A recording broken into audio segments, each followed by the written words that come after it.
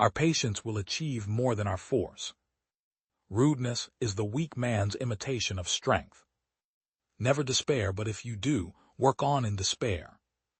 Liberty does not exist in the absence of morality. Those who don't know history are doomed to repeat it. Well is it known that ambition can creep as well as soar. Reading without reflecting is like eating without digesting. Among a people generally corrupt, liberty cannot long exist. Society is a partnership of the dead, the living and the unborn. The people never give up their liberties, but under some delusion. Woman is not made to be the admiration of all, but the happiness of one. Nothing turns out to be so oppressive and unjust as a feeble government. Kings will be tyrants by policy when subjects are rebels from principle. The only thing necessary for the triumph of evil is for good men to do nothing. Never apologize for showing feeling. When you do so, you apologize for the truth. There is no safety for honest men, except by believing all possible evil of evil men. People will not look forward to posterity, who never look backward to their ancestors. Nobody made a greater mistake than he who did nothing because he could do only a little. No power so effectually robs the mind of all its powers of acting and reasoning as fear. They never will love where they ought to love, who do not hate where they ought to hate. If we command our wealth, we shall be rich and free. If our wealth commands us, we are poor indeed.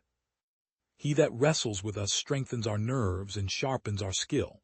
Our antagonist is our helper. It is not what a lawyer tells me I may do, but what humanity, reason, and justice tell me I ought to do.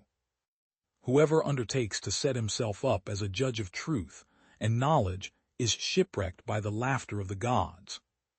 It is a general popular error to imagine the loudest complainers for the public to be the most anxious for its welfare. There is a boundary to men's passions when they act from feelings, but none when they are under the influence of imagination.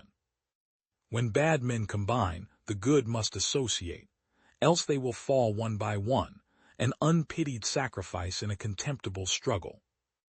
It is ordained in the eternal constitution of things that men of intemperate minds cannot be free. Their passions forge their fetters. But what is liberty without wisdom and without virtue? It is the greatest of all possible evils, for it is folly, vice, and madness without tuition or restraint.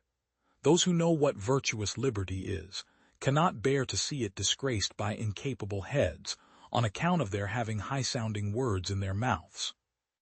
Men are qualified for civil liberty in exact proportion to their disposition to put moral chains upon their own appetites, in proportion as their love to justice is above their rapacity, in proportion as their soundness and sobriety of understanding is above their vanity and presumption, in proportion as they are more disposed to listen to the counsels of the wise and good, in preference to the flattery of knaves. Society cannot exist unless a controlling power upon will and appetite be placed somewhere, and the less of it there is within, the more there must be without. It is ordained in the eternal constitution of things that men of intemperate minds cannot be free. Their passions forge their fetters.